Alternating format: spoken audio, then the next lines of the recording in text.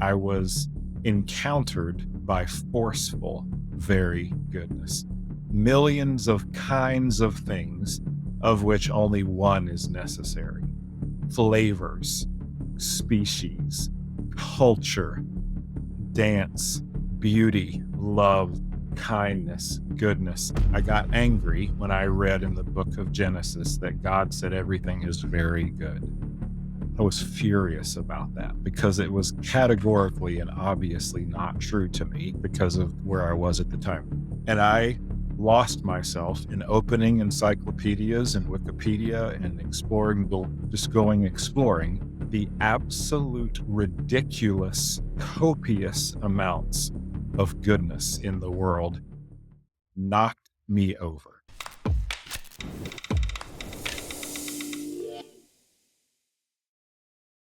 The idea that good is everywhere is definitely like the theme now of all of our conversation. And it's super compelling and it's interesting and it's also like work that you do. Um, but I think the way you would normally say it is there's good everywhere, most of it's hidden. I wouldn't say that you just bump into people every day that are like super excited to tell you about how good is everywhere. uh, which I wish that was true. But what does the phrase "there is good everywhere" mean to you? And then obviously I'm gonna have to ask you some questions about how you got there. I'm ready to say, after exploring it for a while and trying to live like that for a while and running the center for a while, that the most true thing about the world is goodness, meaning that if you wait long enough or ask long enough or dig deep enough, eventually what you hit is something good, something interesting, something uh, profound and full of possibility rather than absolute deplorability or evil. And, there's been other people that have tried to say this too, and in much better ways than I am. But, the whole idea of total depravity, right? That Yeah. if you're from a theological perspective or went to seminary or just, listened to a handful of sermons or have explored organized religion and all, there's this pretty popular idea called total depravity that, is talking about people, but that people are, one popular way of understanding it is that people are just thoroughly wicked. If that is true, that things like our hair follicles and our cuticles and our skin are just thoroughly wicked and depraved and missing or absent of any kind of good, or that I 100% of the time, every day, choose what is inherently selfish to the destruction of other people. And, I'm talking very dramatically here just to make the point. Um, but it's just fascinating, both experientially, that often doesn't line up, that a blind squirrel finds a nut every now and then, to use an old phrase for where I come from, that even someone that maybe the majority of people would say, yeah, that's a pretty bad, that's a bad person. That there are relationships that that person has or decisions that that person makes that you'd be hard pressed to say, oh, there's just not an ounce of goodness, intrigue, interest, or possibility in those. And, as a person who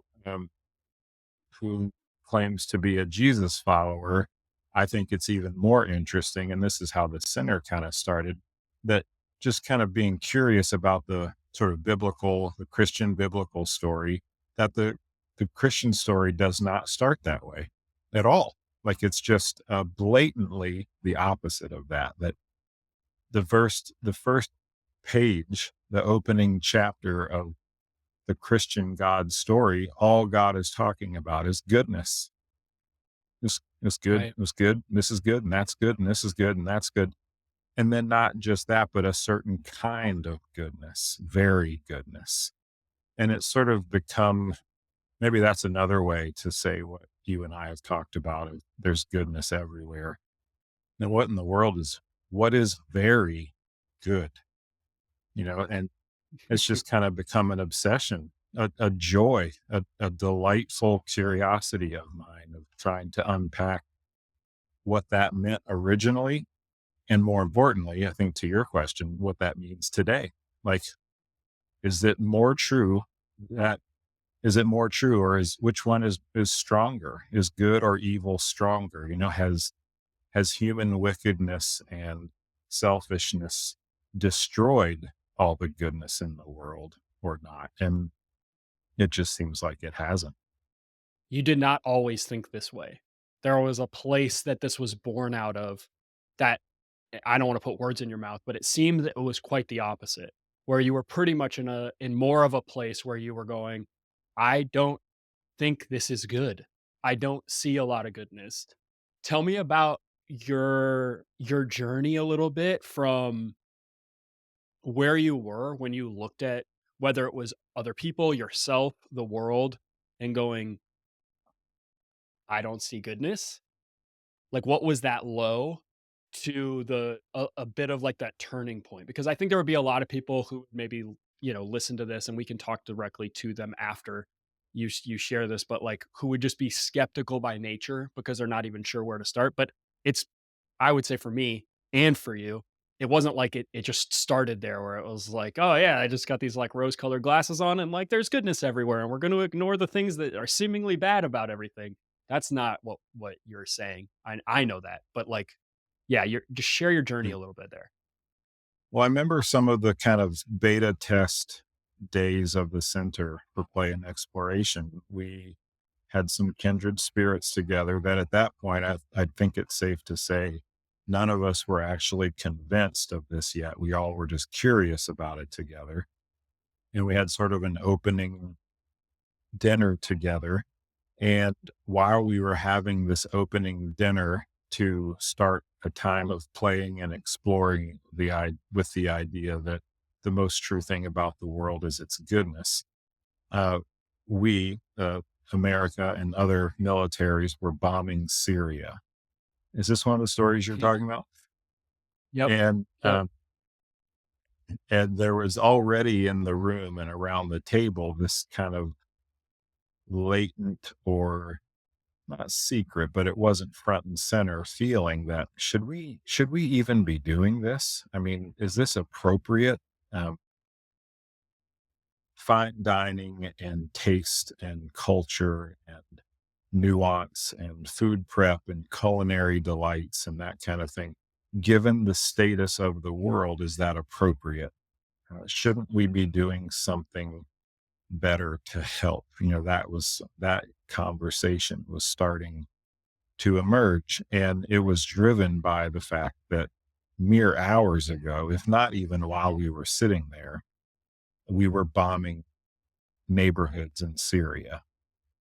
And a person, to their great credit and bravery, kind of stopped the conversation about anything beyond anything play and exploration we were going to get to. And was like, I'm sorry, it's time out. Like, I'm not, what are we doing here? This, like, children are dying right now.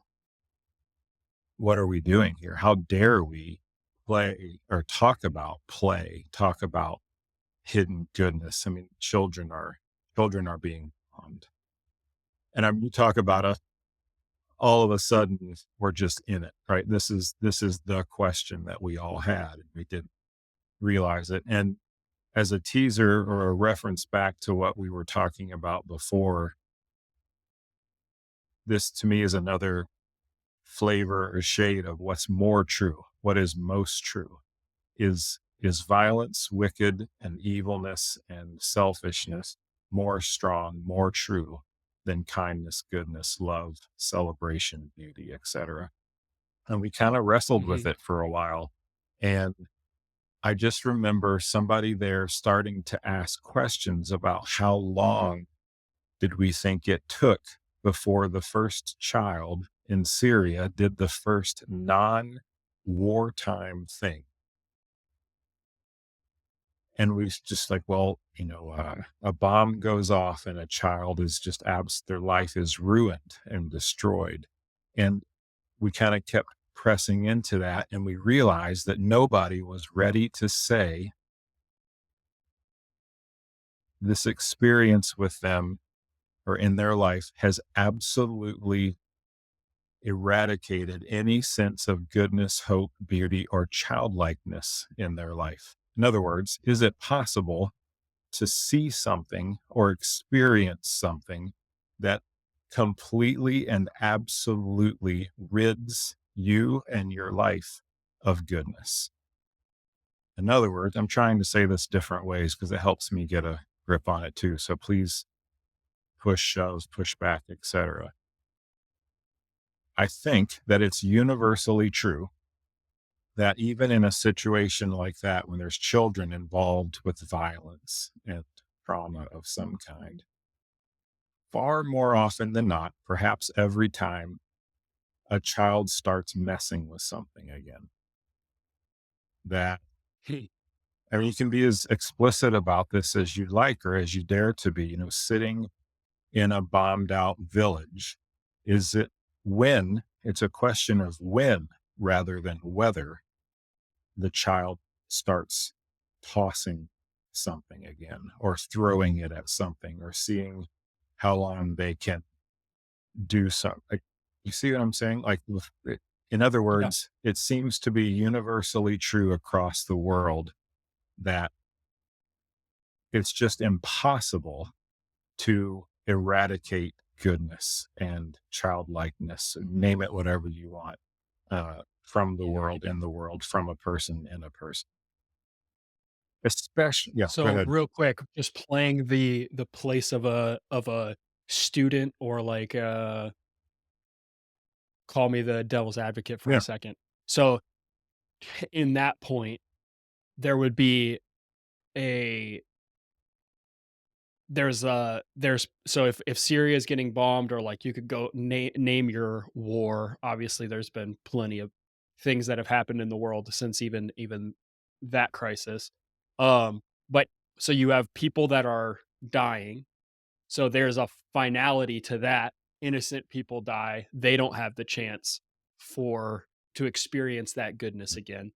So we should probably address kind of that a little bit, I think. And then two, like just kind of your thinking on that and like how your view of goodness being like the scale at which you're yeah, talking about a yeah, little bit. And then two, when something like violence is happening, um, there are people being evil.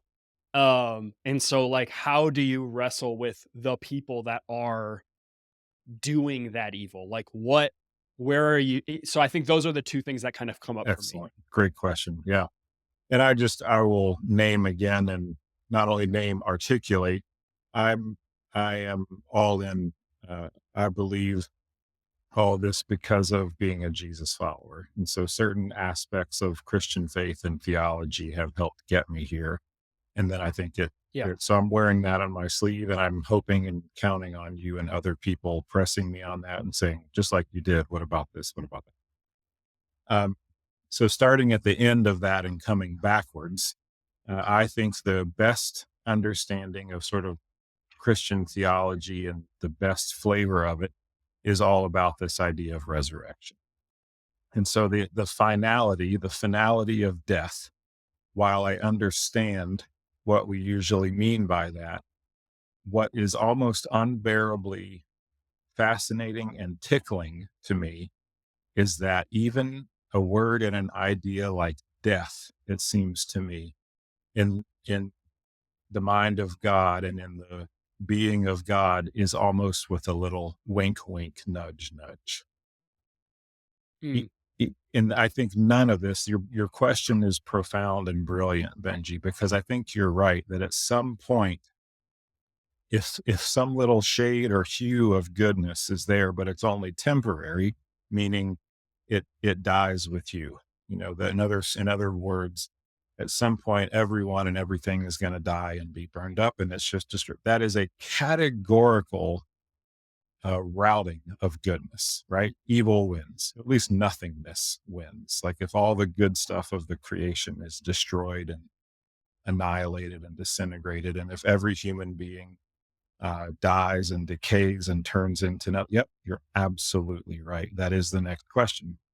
And so that I'm ready to say, and we can talk about that as much as you or your listeners would like to, that I think anyone is only ever able to say something like we're saying about goodness if they believe in the resurrection and restoration of all things, that Mhm. even death itself uh, will be overcome with goodness.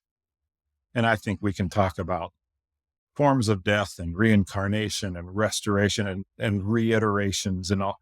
But I mean, there it is again, right? The re, again, again, new. Even if you die, if goodness and a certain kind of goodness is the most true and most powerful thing, that will not stop you. And again, kind of rabbit holing here some, but it's interesting in the New Testament where after Saul, who became Paul, experienced Jesus, it's some people have noticed that he stopped even referring to it as death. He just started talking about going to sleep and then being Mm. woken up again. So again, I'm so thankful for the question because I'm never sure at the beginning how far or how deep to go. But if death is real as it's typically understood, then the whole thing falls apart.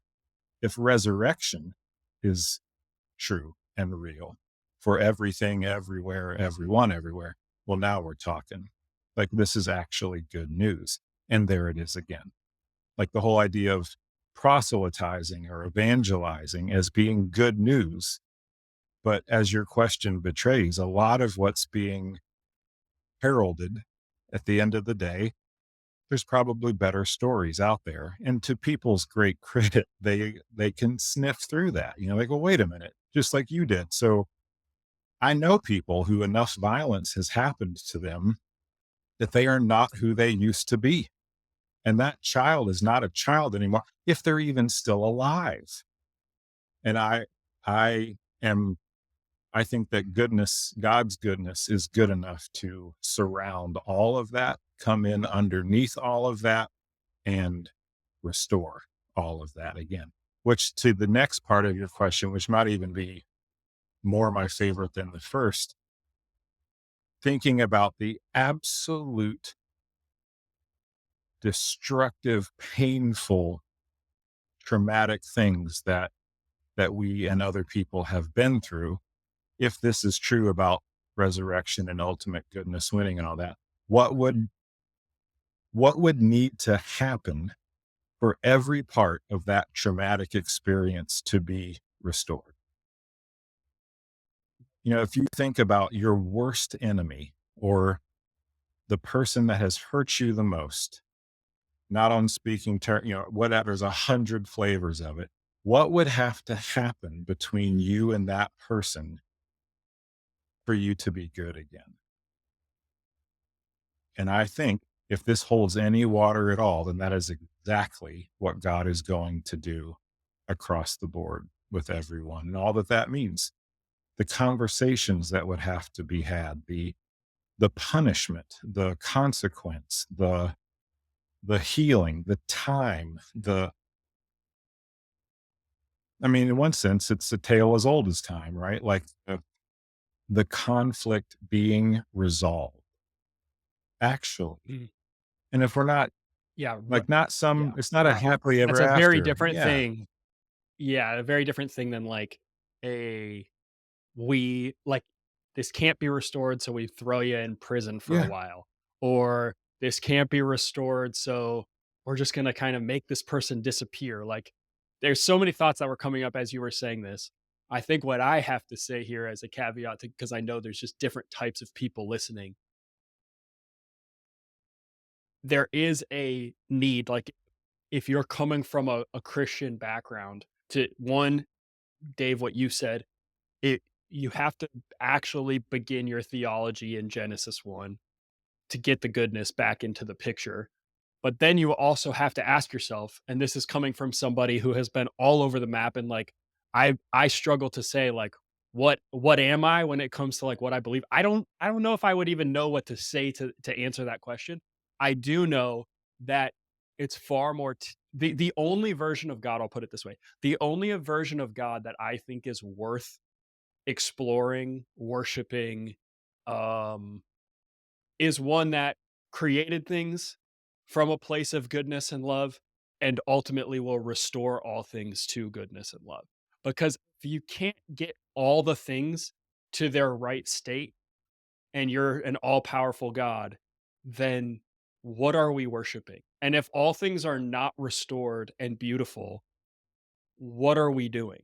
So if the beauty of the story going from all things that we see that are broken, every relationship that is currently torn apart can and will be restored, does give you a much more open, freeing, light worldview. I can see the good news in a new way in that. And I say that as someone who 5 years ago did not see good news anywhere in the Christian story. So there is so much there to unpack that there's no way we're doing that in an hour. Thanks be to God. But it does start you on a different trajectory and a different way of thinking about a God that is worth exploring. I have to give you a quote. So Yeah. Sunday night, Dave, my wife and I, we went to Life of Pi. It was in Pittsburgh from Mm. Broadway. Um, and I don't know, have you ever I've seen that read the movie or book, read the read book the or book, anything? but not seen. Okay, okay.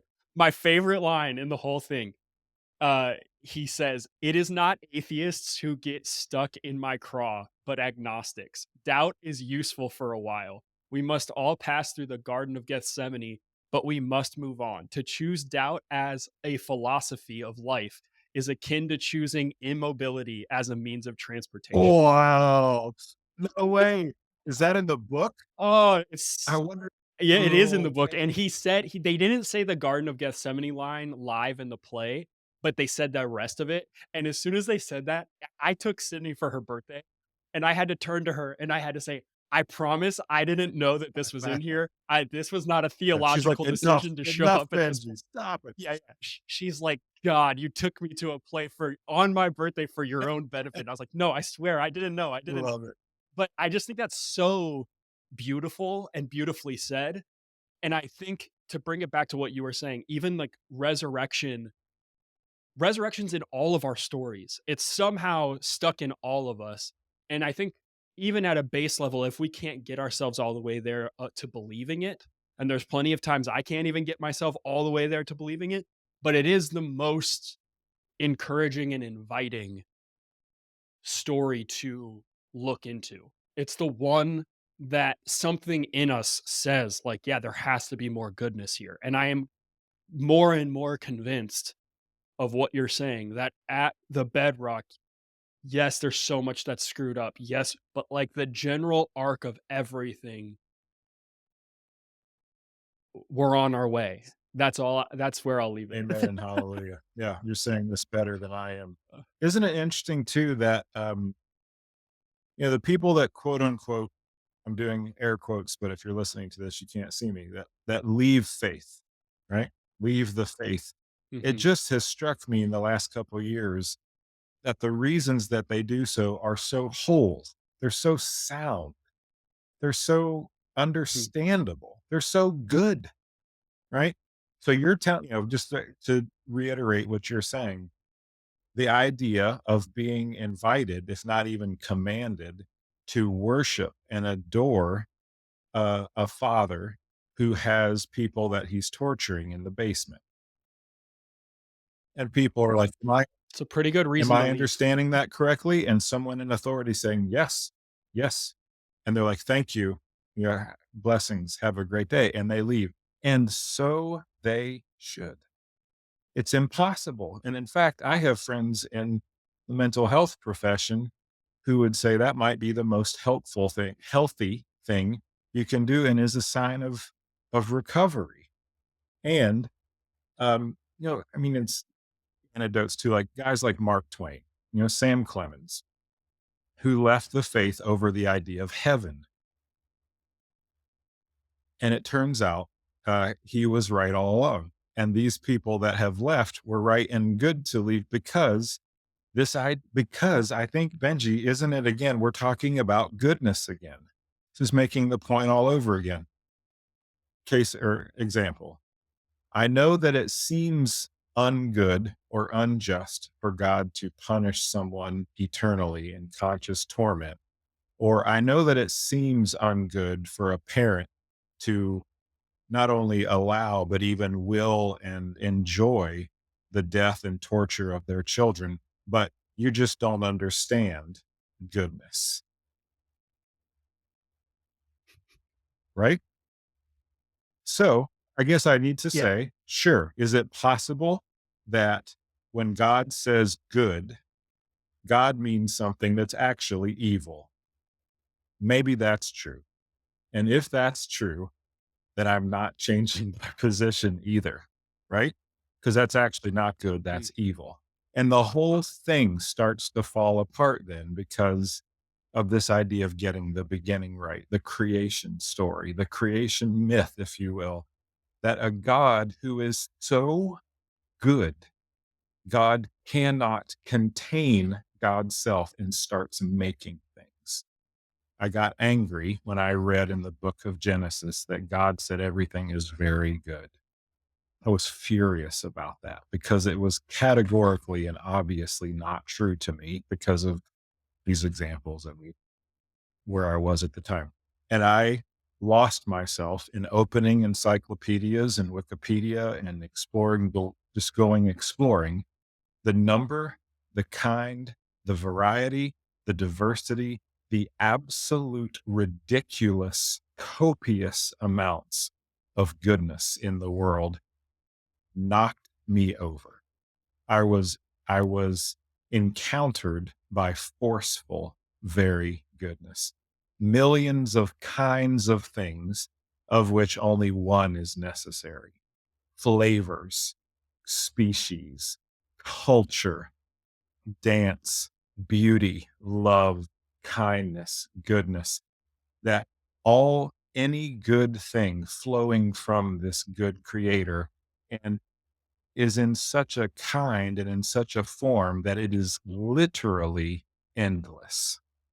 In other words, don't we know kind of intuitively that you can pick one corner of one thing in the universe and study it every day for 50 years and still not fully understand it? I think that's Okay, I gotta ask fantastic. you something real quick. You just gave so many good things that you saw.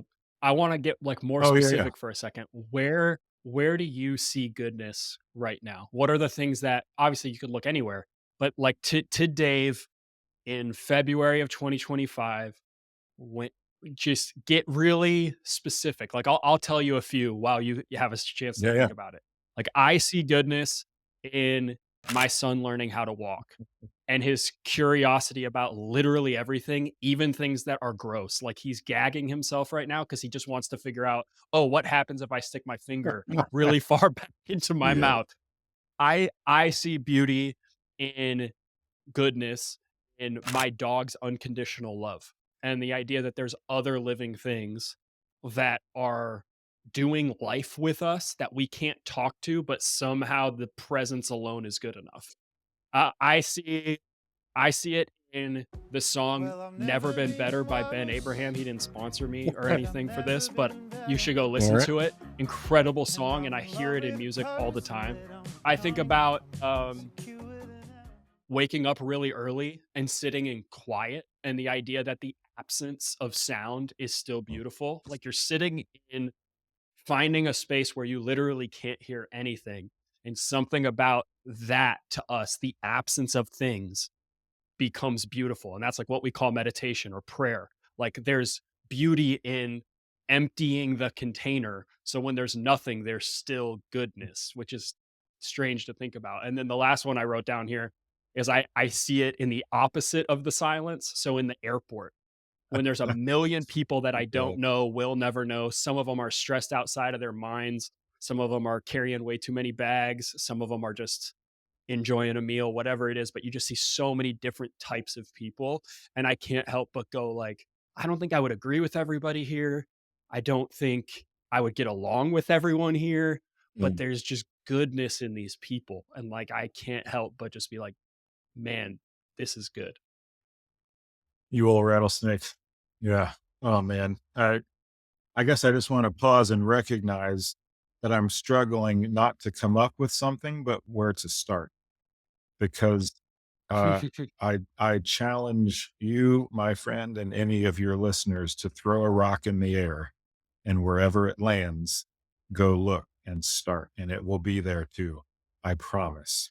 But since you asked, just off the cuff, um, I think it is a sign of a ridiculous goodness that there are millions of species of beetle in the world.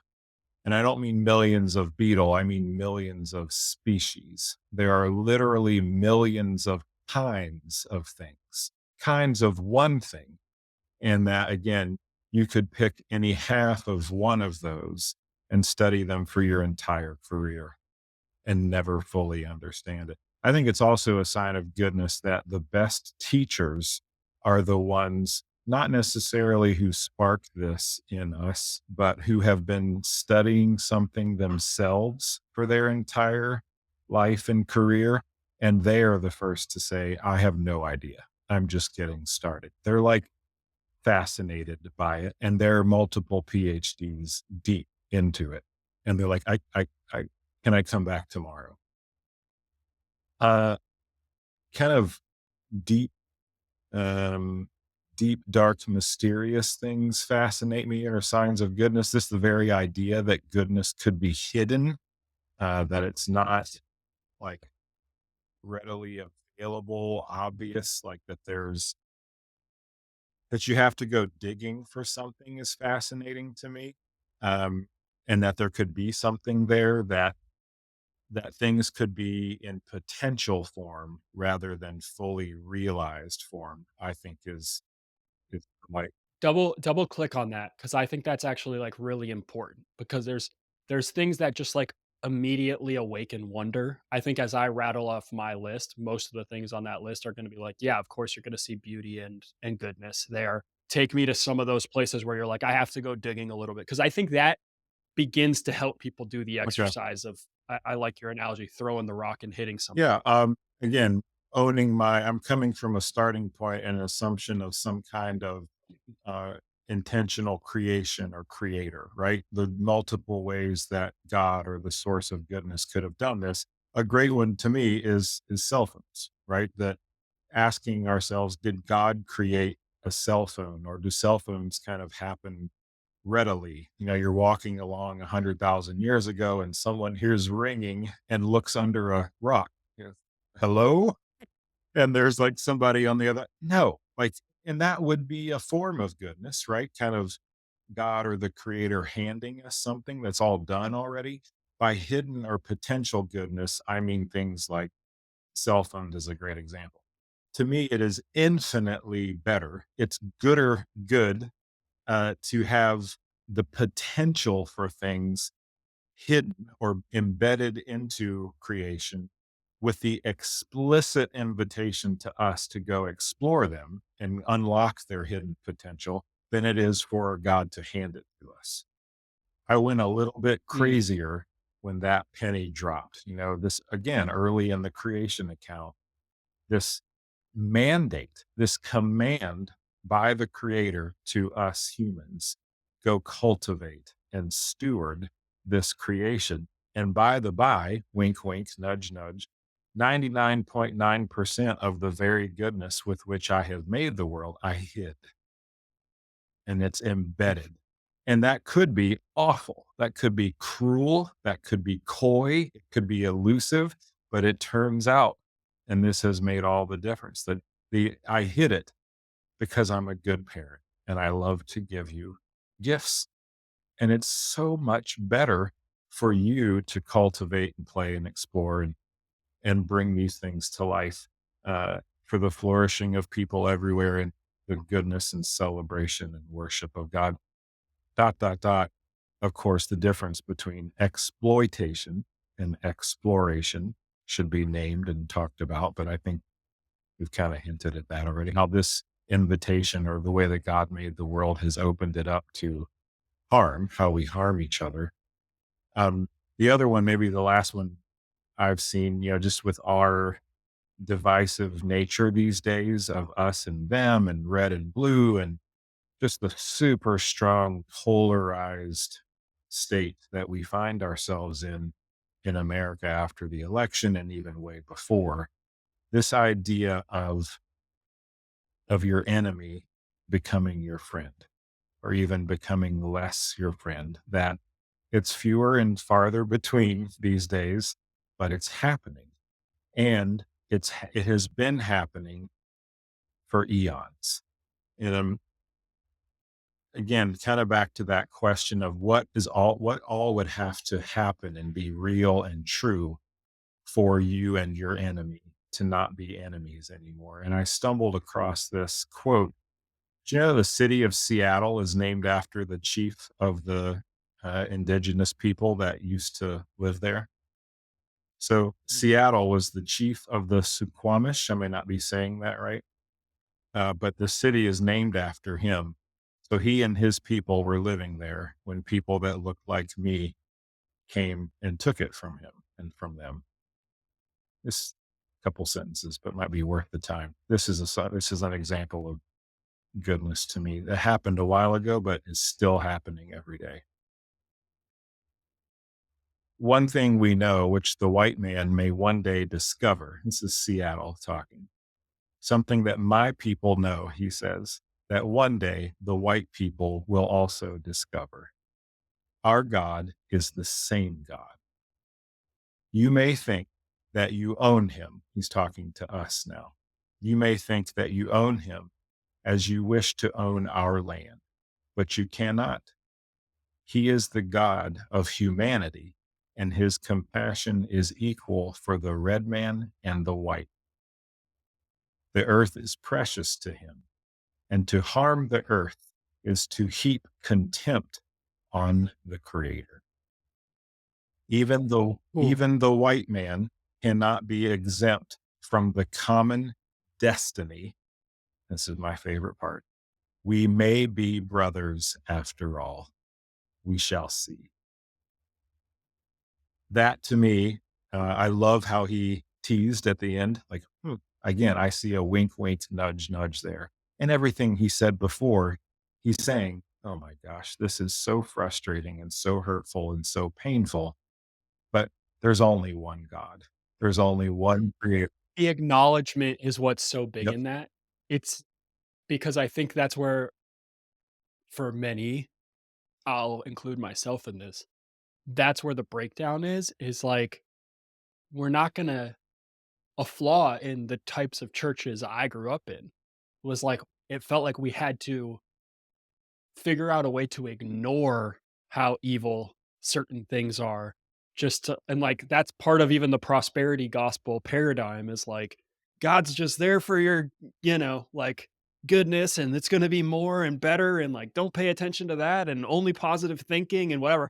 That's not actually like what we're talking about at all. It's beautifully said in the quote that you just read where it's like, I acknowledge that this is screwed up, and also maybe you're gonna see, and maybe we'll find out one day, like, we are brothers. Like, it's an invitation into that, and he clearly was tapped into something. I'm gonna have to go read more about Oh my Seattle. gosh. I mean, the fact that he, as the one who was being mortally wounded and offended against, precisely because he understood goodness, and in this case, the goodness of God, he's like, you have hurt me more than I can even put into words.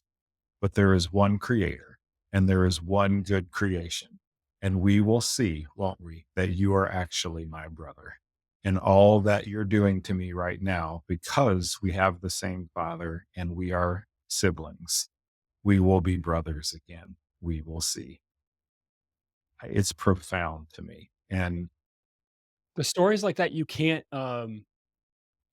escape them, and I know you were saying, like, this is an older one and it's happening every day. It absolutely is happening every day. What are the movies and the art that we're most drawn to that we don't plan on crying in, but we end up crying in, right? Like, why does the beginning of Les Mis hit so hard for people? Because forgiveness didn't have to happen when he stole all the silverware, but the priest shows this level of grace that is within all of us to give, but it's where we so often are not open-handed with it because of deep down our belief about what's at the bedrock. Oh, I have to keep care of what's mine. It's a scarcity mindset. I only have this much. I don't have access to more. And like all of that gets challenged when we watch something where we're like, oh no, I have full permission to open my hands back up and maybe the whole world is better when I live open handed because maybe that's the way that ultimately it was created to work. I wonder, I wonder, maybe might be right there, my friend. The happily ever after, right? Is that real or is that a fairy tale? Is the gospel, is good news good if it's anything short of happily ever after? And they all lived happily ever after, forever and ever. My tradition says world without end, as it was in the beginning, is right now, and will be forever and ever, world without end. And all that would have to be come true and be real for that to be thoroughly, completely, inextricably good from top to bottom. And even the people right now that I think if you get the beginning right, you get the end at least more right, or you're heading in the right direction. A world, a creation that is so chocker box full of goodness that it will take eternity to, that. Did you know there's a fear, a phobia of heaven? I just read about this. There's a Hmm, phobia interesting. of eternity in heaven, precisely because of the absence of goodness, right? It has to be boredom. It would be a form of hell or prison to be somewhere forever unless very, very goodness is running things and that there is literally something new to do every day.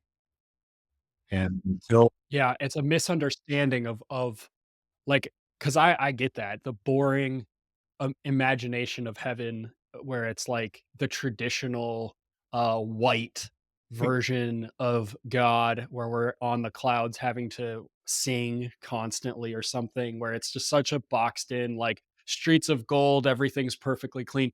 Like, if you think about the world you're living in right now and the beauty of it, you just would and the fact that even, like, our of all of our study of space, what we've found so far is that it just for some reason keeps expanding. That version of God is way yeah, compelling. yeah. Way, way, way compelling. So I think there's something yeah, incredible. Oh, I wanna make sure we don't, we have like 9 minutes left. Do you have a hard stop or do you have a Oh few my more? gosh. No, just go ahead. Go ahead. I got all the time in the world. Okay. Okay. Where do you wanna go next? Because I had a bunch of things written down, but I think what we've talked about so far is way Yeah. better than what I had written down.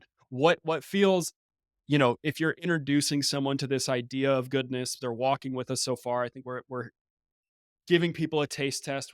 We're inviting people in to think about this. But is there anything else you want to say on this before I maybe pivot us too hard?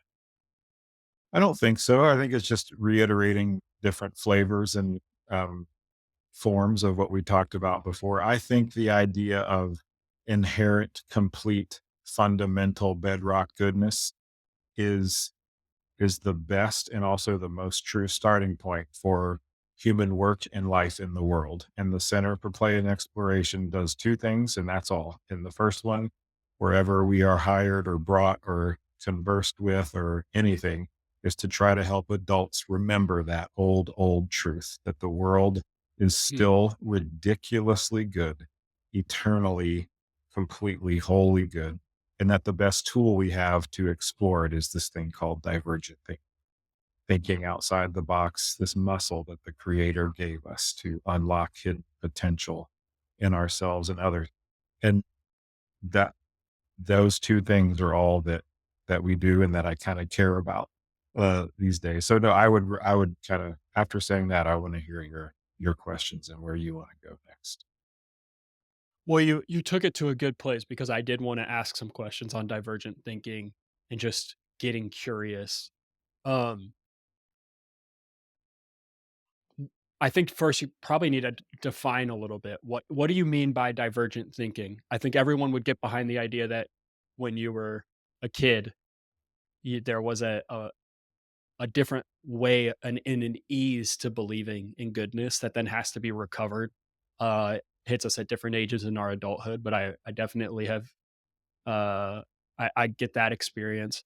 But curious what you mean by divergent thinking and the tools that is Mhm. for people. If the idea of goodness that we've been talking about and curiosity is a perspective, a way to look at the world, divergent thinking is a muscle. It's a capacity. It's an ability. It is universal. It's a universal human muscle. Thanks be to God. It's not endowed on a few people every generation, and everyone else just kind of has to get out of their way.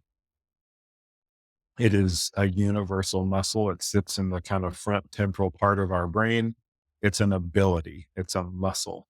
And there's different paraphrases or synonymous uses of divergent thinking. Thinking outside of the box is probably the most common one.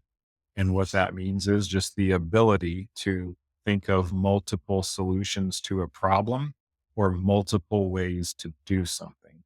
So to try to apply it, to business or human kind of professional work, when you and your team are stuck because you've always done it one way, and you literally can't see or imagine or let alone try a different way to improve your third quarter numbers or solve this flaw in the product or uh, uh, heal or restore a relationship, a marriage, a friendship, a family member. You always say this, she always says that, and here we're just stuck again. Divergent thinking is the God given superpower to generate multiple ways to try all those things. And I think it's 1A after the good news of goodness in the world that you and I and any human being listening to this in the universe has been given that muscle. And it's atrophied in most of us, but that's not bad news because it's a muscle and we can just start working out and get better at it again. So that's what we mean by divergent thinking. One if people know me, this is an overused story, so I apologize to people that have heard me say this before, but one of the ways I think about divergent thinking, I heard in a podcast, I believe it was the founder of Uber, one of the guys that started Uber, and I stole it actually when I got engaged to Sydney. I used his idea, but he said that when he was starting Uber, he took out a napkin and basically wrote his idea for his product on a napkin and then just said, okay, this is a if this was the level one idea, which was already pretty far fetched, but he's like, if this is the level one idea, what is level 10? And so he just started going up in levels. How would I take what I have right now, change it, tweak it, make it better? What would then be the next version, the Mm. next version? And by the end, he's thinking completely different than he would typically think. So that's what I did with my engagement as well, where I was like, okay, this is the first thing that comes to mind. What would be way better than this? And then like forcing yourself to do it, they do this in psychology as well with like the five Yeah. whys if you're trying to get at the root of Yeah. something because it's making your brain think about the same thing over and over again. Like, is this really as far as you can go? Or is there something deeper than that? Is there something deeper than that? So you ask yourself why 5 times and see where you Yeah. end up. Andy Stanley, famous pastor, he always does this thing where he's like, has his line and then he's like dot dot dot really, so like what does love require of me, and then you have the answer in your head and then dot dot dot really, because that really then Mm. changes how you think about it, just to be like, oh, slight invitation towards thinking differently about Mm. this or a little bit more intensely about this or checking in with your emotions slightly different. Those are the examples that come to my head.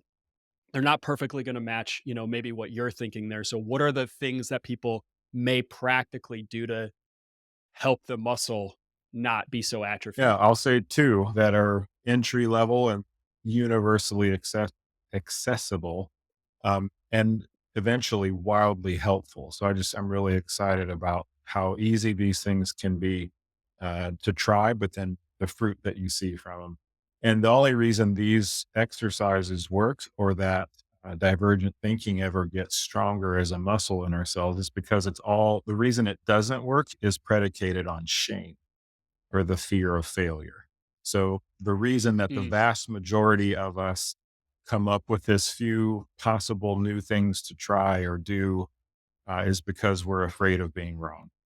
And that just deeply resonates with me and a lot of people. I think it's just true that the far and away the most common reason that people don't innovate, try, diversify, be creative, and the reasons why relationships are stuck or that businesses fail, or fill in the blank, poverty, racism. I mean, I think it's that level true.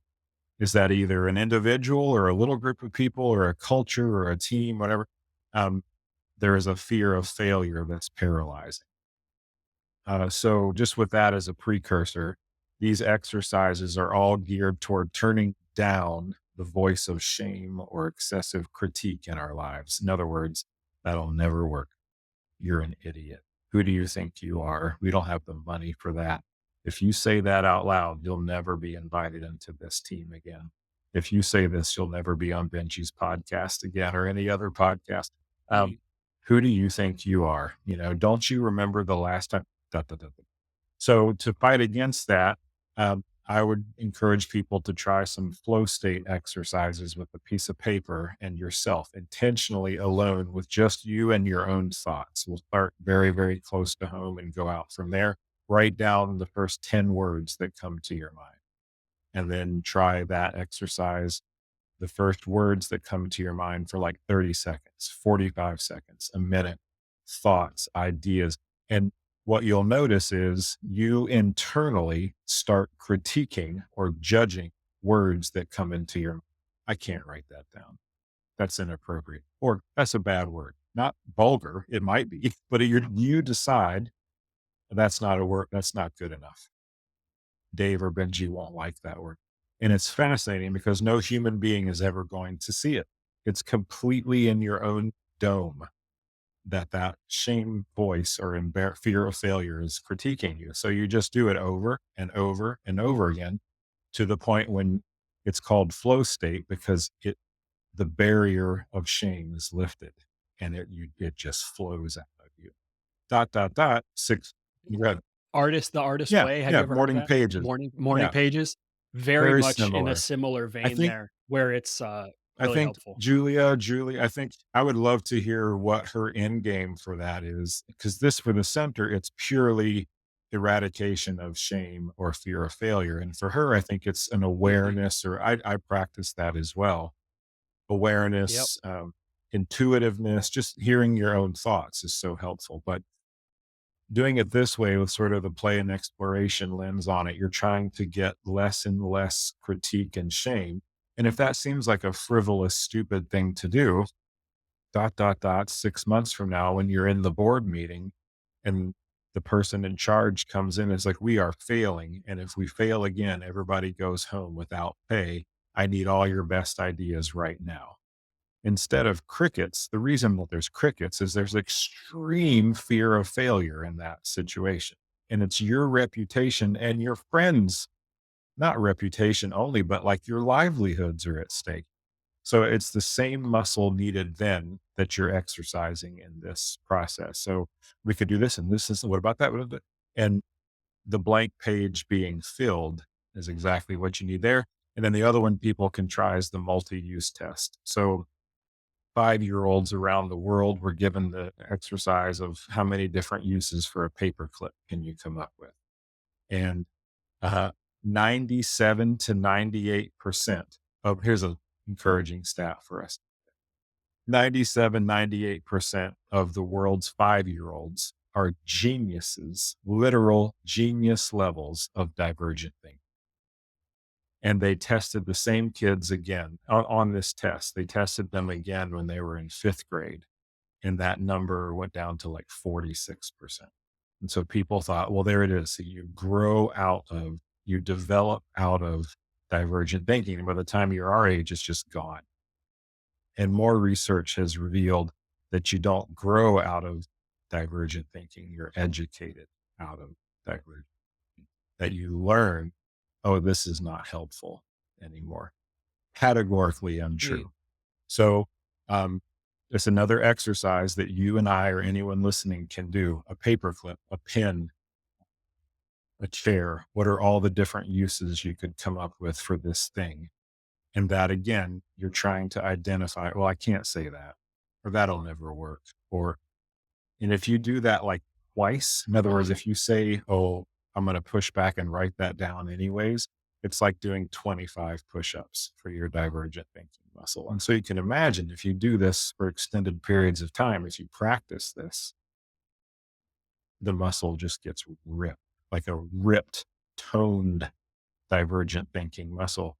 I'm not sure I can think of more that would be most, that would be more helpful, generative, life-giving, and playful and beautiful for our world these days than if people and adults in circles of influence and even in their own homes were had permission to do this. They saw the why, the perspective of there's incredible goodness to find and uncover. And I know how to go looking for it now. And I'm going to bring that to bear in my relationships and in my work. I know, I know that the world will be more what it's supposed to be. I had an image pop into my head while you were saying that because I took Brooks to the mall yesterday to let him play at the little play area in the mall. And when you watch kids on that playground, obviously they're different ages. Brooks is a year old, so he can't even like walk around yet. He just crawls through the tunnel and then basically crawls back through the tunnel immediately. Just does that nonstop the whole time we're there. But you watch all these kids, like there's no right way to play on a playground. There's just people climb on things that I don't think the person that made it thought, oh, you're gonna climb on this, or they make slides out of things that aren't slides. They Some kids are running through it, some people are hiding in different stuff. Like they're just exploring it. And I think that if anything for me is the thing I notice that gets knocked out in adulthood for me, even as a creative person who got like my profession requires creativity. And I still feel this where it's like, if I'm not careful, most of the time, I don't view creativity as something to play with. I view it as I have to have the right idea in order to achieve the result or the thing. And like, if you can have something like this is me inviting myself to it at just based on what you were saying, like me getting to something where I just do it because it's fun to explore. Um, that almost brings us back to the beginning of like, man, that feels so Hmm. good.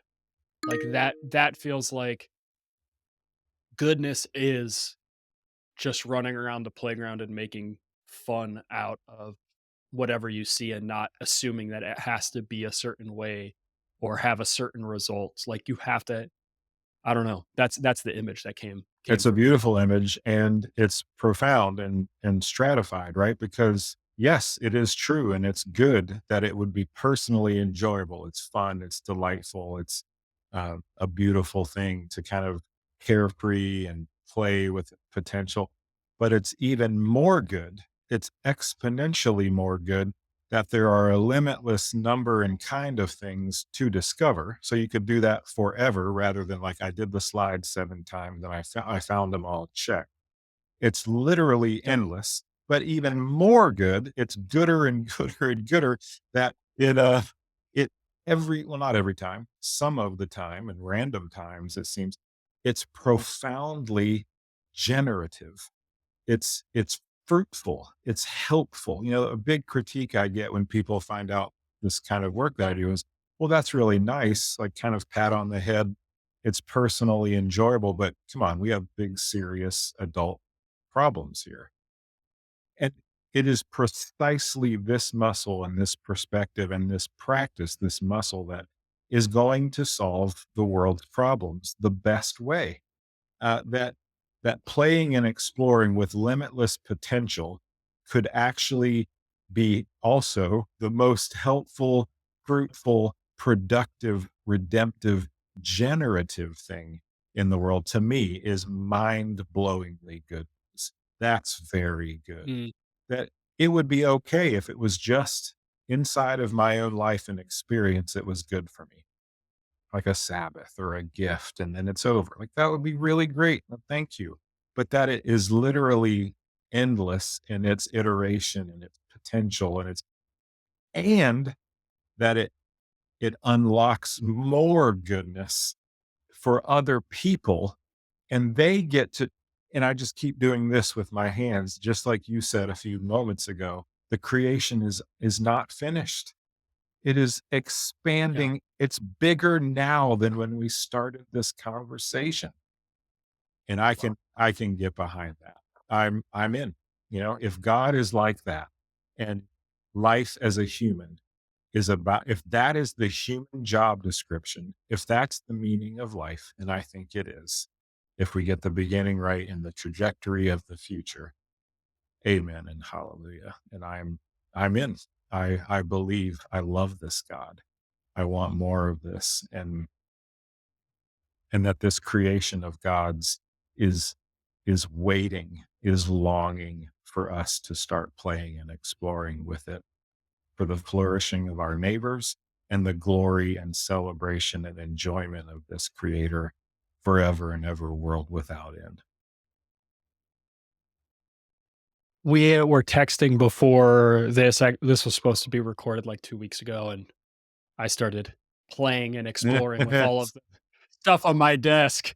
And then I looked up and said, "Oh crap, this isn't going to get recorded today." So anyway, but a couple weeks ago we were texting about this, and you had asked me if maybe we wanted to try to do like an exercise or something in real time. What do you think? You want to try that, or do you want to Yeah, call it? sure. No, I got come on, man. You're gonna have to tell me to you're gonna have to pull the plug. I won't pull the plug yet. Let's do that, and then we can wrap Okay. up. So the what was the one I was going to use? A third, and this is a bonus exercise people can do. There are huge lists of words in the English language and any language, but the English language that are largely out of use, that have had their run, that have a meaning, but that you and I and the vast majority of people alive today have no clue what they mean. So another great Okay. exercise is in this example, now that and you have to admit to yourself before you try this that you've picked a word that you literally don't know the definition of, or it won't work. You won't exercise your divergent. So, I guess we'll just have to use this one, and then whoever listens in the future. Benji, will you admit before God and all these witnesses that you do not know the definition of the word nudie ustertion? I for sure do not know. I don't even know if I could pronounce it Sure. back to you. I do not know the That will work. definition of that And word. so you can't look it up. Don't cheat on your screen. Don't Google it. So here's the assignment. And just the assignment itself gets at this idea of hidden goodness and divergent thing. Now that we don't know what nudie means, define it. And so what's All starting to right. happen right now for your listeners and for us, it's already starting like, well, it could mean this, it could mean that, or I don't want to say that, or that'll be inappropriate. So the exercise is to try. Just let's just guess. What might nudie ustertion is the correct pronunciation. Can I tell you what I want it to mean? Absolutely. Is that basically We'll where go we're back going? and forth. You Okay. say one, I'll say one. All right. Nudity. I want that word to mean something about coming up with new ideas, getting momentum for a new Would idea.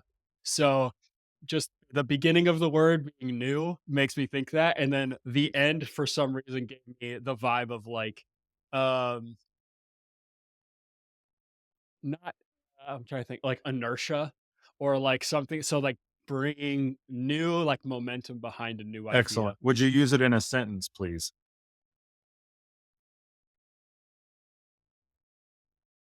I have nudie wait, say how do you pronounce the word For again? goodness sake, Again. Benji, finish that word. I have nudie. You can't just let that hang there. I I have have nudie. nudie. Well, good. Well, all right. Nudie inertia, is that how we were saying it? Nudie ustertion. Nudie Ustertion. Ustertion. Nudie Ustertion. Okay. I have Nudie Ustertion for writing a new book. Brilliant. Brilliant. Nudie Ustertion, it is a wood carving technique for rounding off Mm, corners of certain kinds of ash. What else could it mean? all right. It could mean nudie Ustertion. What you know what my brain does? I think this is good. This is helpful just to talk it out. More than going like, is this going to be right or wrong? I think for whatever reason, I'm going like, I should. This is, I guess, this is kind of right or wrong. I should know what these parts Oh, of yeah, like yeah. you know what I'm Yeah. saying? Like the Yeah. phonetic of like the Like, background of like, oh, I should be able to associate it with yeah, something that then right. could get me in the right Yeah. direction. But like that's not even a If real I thing. was an intelligent Um, human being with a degree, I would know like these Latin I would roots, know that. right? Yeah. So, Yes, exactly.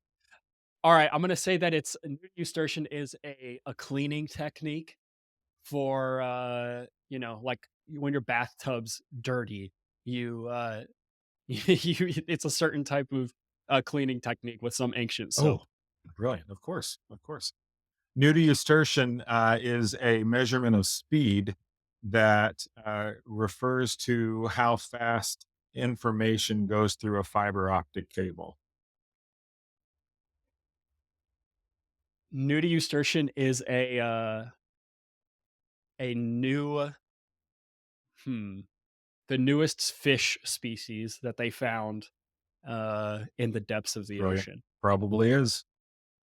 Nudistortion is a somewhat out of practice view on a technique of teaching poetry. It's a rhyming mechanism that iambic pentameter has taken over, but nudistortion is like your rhyming scheme goes A, B, D, E, C, A, B, D, E, C. And everyone's like, that poetry slam, man, he crushed that nudistortion reading. Nudie is what you call someone from a nudist colony riding a bike. Could you use it in a sentence, That please? that guy was riding nudie Eustachian style. Oh, true. I hope it's true. Um, Nudie is the crustacean that we use to create the foam around microphones. Perfect Mm. sound barrier, and it's the certain excretion from this crustacean in the Atlantic Ocean that makes plosive protective microwave or no microphone foam. Whoa. How many definitions did we just go I was deep? probably like 8 or Okay. 10. How about you? You have the last word. One more. What All else could right. it mean? Nudie Eustachian is the bottoms of a rug where all of that's another word for all of the lining and what what is that Oh, like called? the All the fibers underside? of the rug come Oh, through. The interesting. underside is the nudie Oh, I love Eustachian. that. I love that. A couple observations here again, just to say what we just did and what we were feeling. We were guessing at something we didn't know, and we were getting increasingly better, again, hypothetically, uh, theoretically, better at could it be this? Could it be that? I don't know, but could it be that? And a great one with this example or this exercise is the freedom actually that ignorance allows for, right? Precisely because we don't know, we are a little bit more free to guess. But you even mentioned, right? Like, I should know this, or I Oh yeah. should, someone here knows this and I don't. And it just paralyze or it helps paralyze the shame of being wrong. It's just like, oh, I can't say that because I should know that nudie is Latin for three or, whatever. But if everyone in the room agrees that no one has a clue, guessing is easier. And that is true precisely because divergent thinking is halted by shame and a fear of failure. So, and it's helpful in so many ways. Just naming we actually have no clue. And that's why we're working on this as a team. How could we get our third quarter numbers up? We have no idea, or we'd be doing that. If the person in charge, the gatekeeper, would just sort of talk that way and model that, it's a huge first step. It's funny because that's actually I've trained a lot of different podcast hosts and stuff the last few years, Mm, and I talk about self-deprecating humor because it's one of the hardest things to do in communication is to just laugh at yourself. But once you get there, if you think about why comedians are so funny or like why certain people in your life are so mm, endearing, it's most of the time because they don't take themselves too seriously. And I worked with a lot of business podcasters who feel like it's my job to be yeah. serious. Yeah. And that Mm, but how many of those people feel relatable? The person that you've met that's hyper serious. And I say all that to say this I'm speaking to myself when I say that because my tendency internally is to like want to feel like I have it all together, to not laugh at myself. It's taken me recording literally hundreds of podcast episodes to like want to play that game with you, mm, Dave, because it's really freaking yeah. hard to say publicly something like I don't know that, or to stop somebody middle conversation and admit like I want you to double click on that because I literally have no Yes. clue what you just said. Yes. I'm not an expert in, but then like that's an invitation to curiosity that I want to have, but I'm still, even though I want to be curious, tempted not to be because I don't wanna look foolish. So I love that as an Yeah. example. It's just, it's endlessly liberating and generative, right? I mean, think about the person who is the boss or is the gatekeeper in that scenario of a boardroom, and the pressure and the CEO and the C-suite, and it just grows and grows and grows and grows. For them to be able to say, I don't know. I don't know what we should do. And if we don't solve this, I have to go tell the person above me something that I don't, this, it's equal parts being known, it's freedom, it is community, it's friendship, it's and isn't it's just kind of true, right? And because it's true, it's beautiful and real and good. If the truth is that you don't know, and you need to know in order to succeed and live, being able to say, I don't know, help. It's like those 5-year-olds in the class, like, they can't get their hand up high enough, and they don't even understand the question. You're like, "Boys and girls, what is this?" And they're, "Yes, you raised your hand before I finished asking the question." "That's okay. Is it 7? How about, is it Zimbabwe? Computers?" Like, they're just guessing because they haven't learned yet that, actually, you don't wanna be wrong. You wanna know everything. And I mean, that will Mm, launch us into another whole thing, that if people work with the center long enough, you quickly start realizing excellence and gold standard and all that means total mastery for most people, which is one of the funniest things now that you could say, that I literally know it all, versus excellence being, I've never been more curious about this good world of ours, and about you, my team in this company, and how are we doing? What could we try? What That's excellent. That's just gold. I will work for you forever. I'll give you my best, versus playing this game, this paralytic, destructive game, charade of who can pretend the most that we know the most, and make it sound like we do, to get paid a little bit more or be invited to speak somewhere, and try to fool them too, versus what is going on over there, and how else, when I say this, how does that feel? Am I hindering you? Am I hurting you?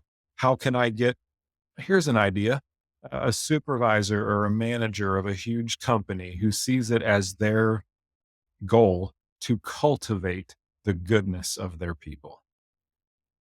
I mean, can you imagine that? Or what it's like to work there? I think there's people out there that live in that world, and I hope that you have them on and they share that, and that their managers are on. Because, interestingly enough, that's a paraphrase of God's command in the cultural mandate in Genesis 1. mm, Cultivate. unlock, release. Uh, I am here to unlock hidden goodness in myself, in the world, and my neighbors for the flourishing of this creation forever and ever. It really does. It just, it goes and goes and goes. It's awesome. I want to ask two final questions. I'll just do like an A and a B to the it's similar. I want you to just like make sure that people know how they can check out the center. So maybe just pitch that a little bit. And then the second part is more specifically for a listener who like listens to this and they get the taste test and they're like, I would love to go deeper on the concept of goodness. Like, is there any resources? Obviously, we gave away practical, like go do these exercises for divergent thinking and all that. But I wonder if there's like any books that were helpful or things like Mm, that, or mm. so those part A, part B, and then we'll wrap Yeah, up. thank you. Part A is simply you just do the website, playandexploration.com, all typed out, no ampersand or symbol. Playandexploration.com tells a little bit about the center, and there's a contact form on there that will come to me if you want to work together or just talk more about this. Yeah, B, I, I think I'm going to go with just what's prevalent and front and center to me right now, because there are obviously lots of ways you could do this, but I have re fallen in love with Sir Ken Robinson lately. He is a hero of mine. He is Sir Ken Robinson because he was knighted in education. Uh, our British Wow. brothers and sisters do things like that, and I say good on them. Uh, I would love to have a sir in front right, of my name. Sir That sounds Benji. great. Yeah, Let's start yeah, knighting people, yeah, Dave. Let's yeah. do it. Kneel and rise, Sir Benji. Uh, Yeah. Yeah. he embodies and speaks in a way that sparks this kind of view of the world in me, and thinking, and I think it's so profound and close to us as humans because he talks about education and what it's like to be a kid in school and what it could have been like and what it probably was like and what it can be like again. I would say just type in Sir Ken Robinson on YouTube and let yourself go down the rabbit hole. He is no longer with us, sadly. Sorry, he is asleep at the moment. Uh, I have many I There have you go. many things I look forward to talking with him about. And in the new creation, all of us will send our children to Sir Ken's schools, and he will help the teachers of us make education be the curiosity-driven play and exploration that it was intended to be. Mm, I love that. It gives people another rabbit hole to go down. This was really fun, man. Thank you for giving us some time and um definitely tell people to go check out the center. And this was basically, the first few minutes when you're getting into a podcast, it's like, all right, this isn't just me and Dave talking. But by like 10 minutes and I was like, all right, this is just me and Dave talking, which is what you want. Mm. Those are the best podcast episodes. So greatly appreciated. And I'll just tell everybody really quick.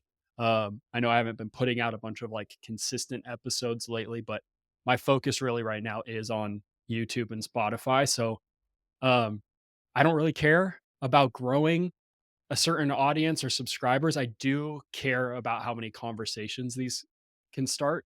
And so if something was said that like you want to, maybe it's just you're going to reach out to Dave directly. I count that as a huge win. Maybe it's you send this to a friend and y'all talk on the phone for an hour because it unlocks something for you. Or maybe you're going to message me after this. Like that's pretty much the entire reason I do this podcast is because I know even for as much content is in the world, as many podcasts have been released, like there's so much content that we listen to and just go do the next thing, or we see it and it doesn't leave any sort of lasting impact. I think the conversations that we have about the stuff that we're consuming are very important. And so hopefully this can start a lot of conversations. And Dave, I know it has me thinking. So definitely view this as a success. And I so glad we moved to Pittsburgh and that I met you because it's been extremely life giving. So thank you for the work that you do, man. Likewise, my friend, you're a joy and a gift, and you're good at what you do. you made this a conversation that I think we forgot we were being recorded and seen and listened to. And you're really good at what you do, and you unlock hidden goodness in this art form. And it's a privilege to be a part of this. Thanks for inviting.